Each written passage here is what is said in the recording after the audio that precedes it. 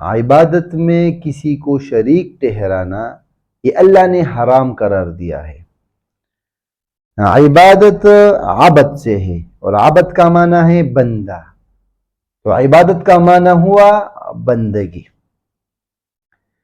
یعنی اپنی بندگی کا اظہار کرنا۔ اور بعض مفسرین نے اس کا معنی کیا ہے انتہائی عاجزی، انتہائی تعظیم اللہ رب العالمین کے لیے کرنا۔ تو عبادت ان کاموں کو کہا جاتا ہے جو اللہ رب العالمین نے اپنی تعظیم کے واسطے مقرر فرما کر بندوں کو سکھائی ہیں۔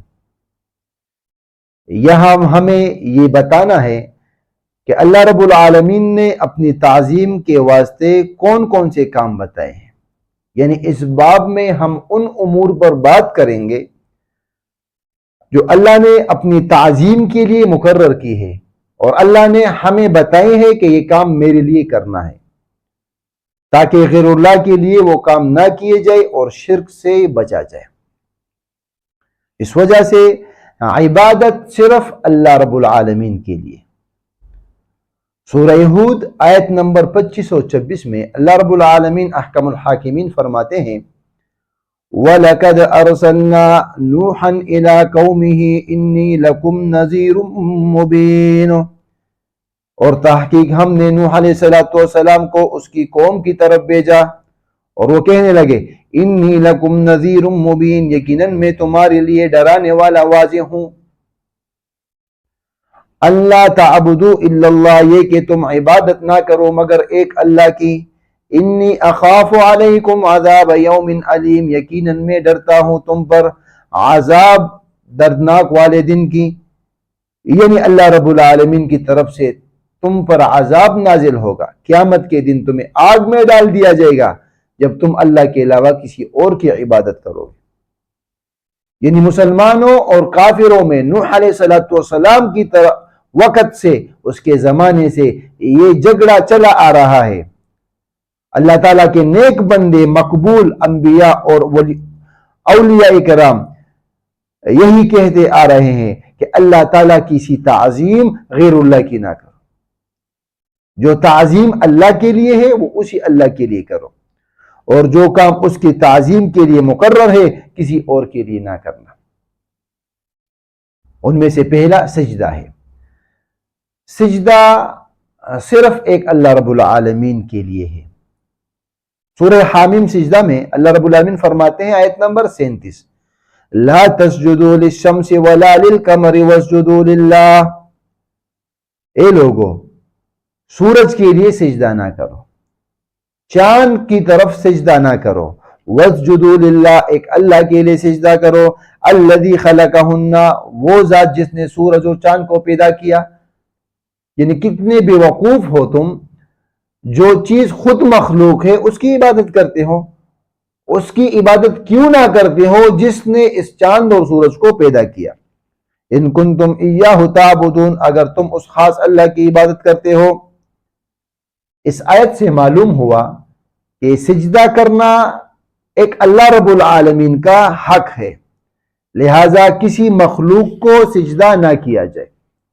خواہ وہ چاند ہو، سورج ہو، نبی ہو،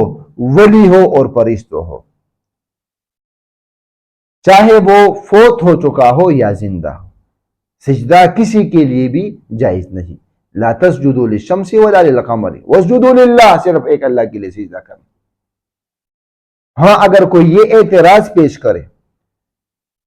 کہ پہلے ادیان میں انبیاء کو سجدہ ہوا ہے، جس طرح کہ یعقوب علیہ السلام اور اس کے بیٹوں نے یوسف علیہ السلام کو سجدہ کیا تھا، یا ملائکہ نے آدم علیہ السلام کی طرف سجدہ کیا تھا، تو یہ بات سمجھنی چاہیے کہ اللہ کے احکامات ہر امت کے لیے الگ ہوتے ہیں۔ جیسا کہ مثال کے طور پر آدم علیہ السلام کے زمانے میں ایک بہن اپنے بھائی کے ساتھ نکاح کر سکتا تھا،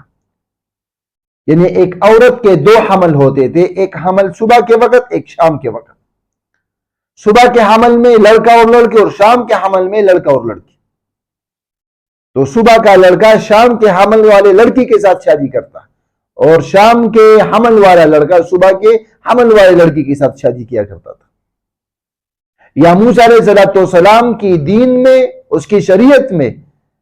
پھپھی اور بھتیجے کو اکٹھے وہ شادی میں ایک شخص رکھا جا سکتا تھا، نکاح اس کے ساتھ جائز تھا، یا ایک خالہ اور اس کی بانجی کے ساتھ یا دو بہنوں کے ساتھ شادی وہ ٹھیک تھی۔ لیکن محمد رسول اللہ صلی اللہ علیہ وآلہ وسلم کی شریعت میں دو بہنوں کے ساتھ شادی ناجائز ہے۔ ایک ہی نکاح میں پھپھی اور بھتیجے کو اکٹھا نہیں رکھا جا سکتا، ایک ہی نکاح میں خالہ اور بانجی کو اکٹھا نہیں رکھا جا سکتا۔ تو وہ پہلے شریعتوں کے احکامات تھے۔ اگر کوئی یہ عذر پیش کرے کہ پرانے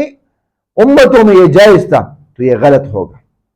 جیسا کہ مثال سے آپ یوں سمجھیے، ایک بادشاہ ایک قانون بنا دیتا ہے، کچھ عرصے بعد وہ دوسرا قانون بنا دیتا ہے۔ ایک شخص اٹھ کے یہ کہتا ہے کہ میں پہلے والے قانون پر عمل کروں گا، تو وہ اس ملک کا اور اس بادشاہ کا سزاوار ہوگا، گناہگار ہوگا، خطا کار ہوگا، کیونکہ وہ دوسرا ناسخ ہے، پہلا منسوخ ہے، وہ دوسرے پہ عمل ہوگا۔ جس طرح پاکستان کے دو آئین ہیں، تو جو دوسرے والا آئین ہے اس پہ عمل کیا جاتا ہے۔ تو یہ بطور دلیل پیش کرنا یہ ٹھیک نہیں۔ تو سجدہ صرف ایک اللہ رب العالمین کے لیے ہی جائز ہے، اس کے علاوہ کسی کے لیے جائز نہیں۔ اس کے نیچے آتا ہے اللہ کے علاوہ کسی کو پکارنا، یعنی غیر اللہ کو پکارنا یہ شرک ہے۔ اللہ رب العالمین قرآن کریم میں فرماتے ہیں، سورۃ الجن آیت نمبر 18 سے 20 تک، وَأَنَّ الْمَسَاجِدَ لِلَّهِ، اور یقیناً مسجد اللہ کے گھر اللہ ہی کے لیے ہے، فَلَا تَدْعُوا مَعَ اللَّهِ أَحَدًا، اللہ تعالیٰ کے ساتھ کسی کو نہ پکارو۔ وَأَنَّهُ لَمَّا قَامَ عَبْدُ اللَّهِ يَدْعُوهُ كَادُوا يَكُونُونَ عَلَيْهِ لِبَدًا قُلْ إِنَّمَا أَدْعُو رَبِّي وَلَا أُشْرِكُ بِهِ أَحَدًا، میں اپنے رب کی طرف دعوت دیتا ہوں، میں اپنے رب کے ساتھ کسی کو شریک نہیں ٹھہراتا۔ تو اللہ فرماتے ہیں فَلَا تَدْعُوا مَعَ اللَّهِ أَحَدًا، اللہ کے ساتھ کسی کو نہ پکارو۔ آج اگر کوئی صاف دل سے اللہ رب العالمین احکم الحاکمین کو پکارنا چاہے تو لوگ یہی سمجھتے ہیں بڑا پہنچا ہوا ہے، غوث و قطب ہے، جس کو چاہے دے لے، جس سے چاہے لے لے، جس کی چاہے بگڑی بنا دے، جس کی چاہے وہ چھین لے، جس کے چاہے کام کر دے، جس کے چاہے وہ کام نہ کر دے۔ تو یہ صرف اللہ رب العالمین کا کام ہے۔ نفع و نقصان پہنچانے والی ذات صرف اللہ رب العالمین کی ہے، وہی دیتا ہے اور وہی لیتا ہے۔ تو اللہ کے رسول علیہ السلام کو اللہ رب العالمین نے کہا قُلْ إِنَّمَا أَدْعُو رَبِّي وَلَا أُشْرِكُ بِهِ أَحَدًا، میرے ہاتھ میں کچھ نہیں، میں اپنے رب کے ساتھ کسی کو شریک نہیں ٹھہراتا۔ اسی طرح یہی والا معاملہ غیر اللہ سے کرنا یہ شرک ہے۔ اس وجہ سے اللہ رب العالمین نے قرآن کریم میں یہ فرمایا وَأَذِّنْ فِي النَّاسِ بِالْحَجِّ يَأْتُوكَ رِجَالًا، سورہ حج 27 تا 29، آپ لوگوں میں حج کا اعلان کر دے، یأتوک رجالا وعلی کل ضامر یأتین من کل فج عمیق، وہ آپ کے پاس پیدل اور ہر دبلی سواری پر سوار ہو کر آئیں گے جو دور دراز سے آئیں گے،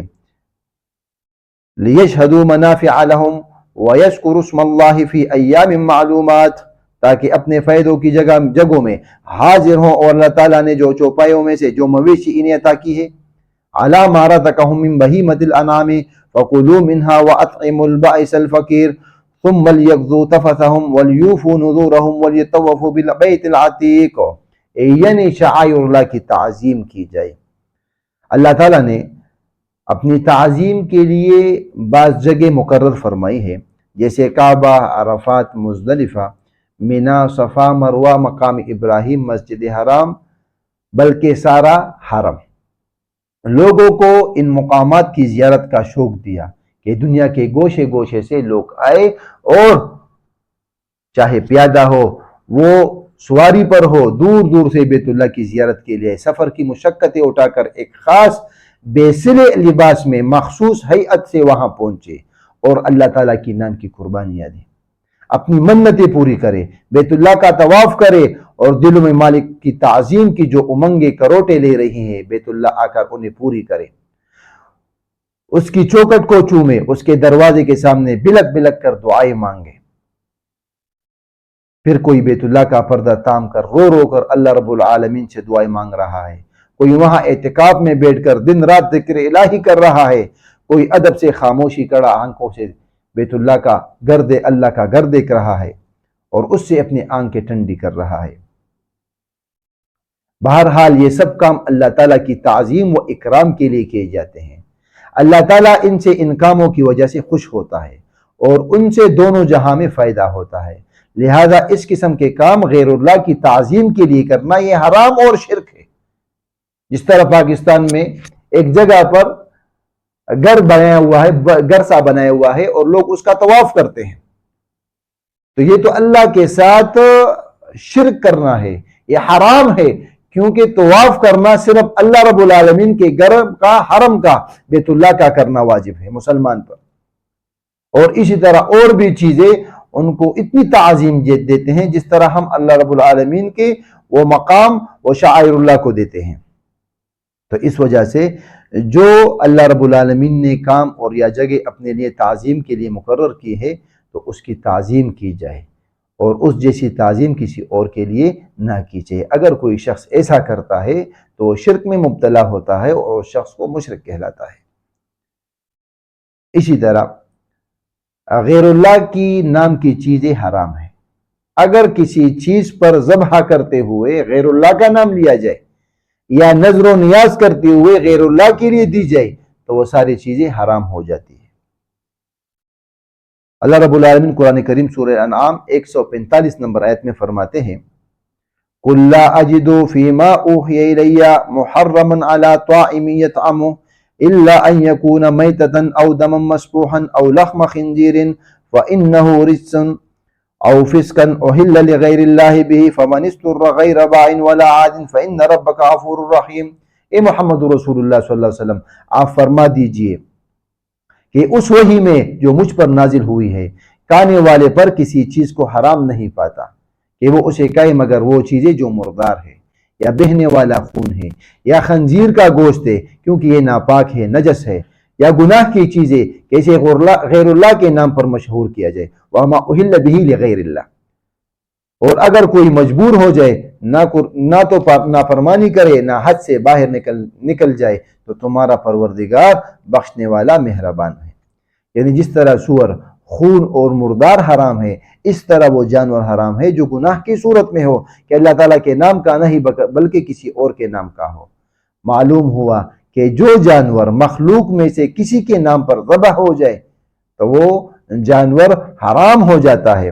وہ حرام و نافاک ہے۔ مگر مثلا یہ کہہ دیا جائے کہ یہ سید احمد کبیر کی گئے ہے، یہ شیخ سدھو کا بکرا ہے،